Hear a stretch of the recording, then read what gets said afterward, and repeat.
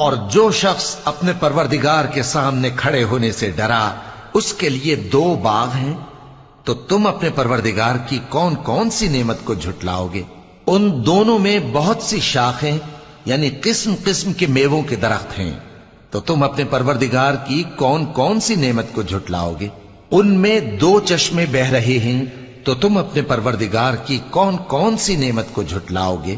ان میں سب میوے 2 قسم کے ہیں، تو تم اپنے پروردگار کی کون کون سی نعمت کو جھٹلاؤ گے؟ اہل جنت ایسے بچھونوں پر جن کے استر اطلس کے ہیں تکیہ لگائے ہوئے ہوں گے، اور دونوں باغوں کے میوے قریب جھک رہے ہیں، تو تم اپنے پروردگار کی کون کون سی نعمت کو جھٹلاؤ گے؟